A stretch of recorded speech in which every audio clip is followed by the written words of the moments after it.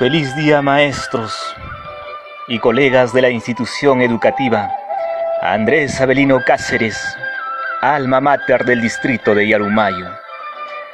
Homenaje y reconocimiento a todos los maestros de la región Huánuco y del Perú. Allipunchao yachachikokuna, allipunchao wawikuna panikuna, yachayhuasichao arokuna. Saludos al director del plantel, profesor Rolando Soto Cervantes, y a los colegas del nivel primario y secundario, orgullosos de ejercer la noble labor que es la docencia. Por ello, el maestro Encinas decía: el más alto cargo que un ciudadano puede ejercer en una sociedad de democracia es el de maestro de escuela. En este día trascendental, 6 de julio, Día del Maestro, dedicarles unas letras, fruto de la labor pedagógica.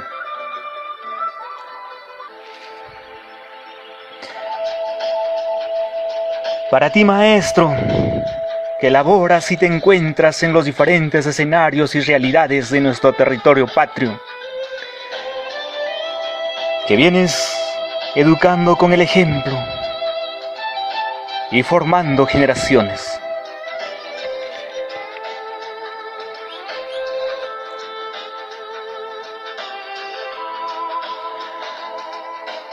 Senderos escarpados, lugares agrestes y accidentados, no pueden aminalar tu destino.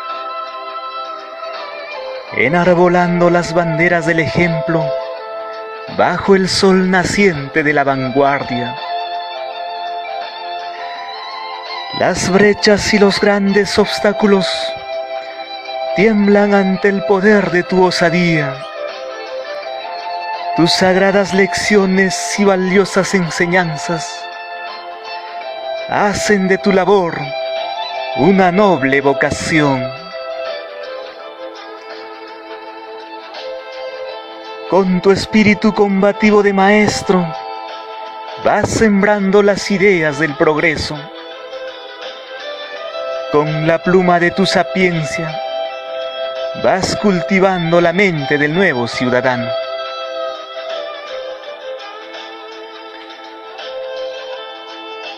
Tus sólidos principios de maestro te pusieron al sitial donde te encuentras.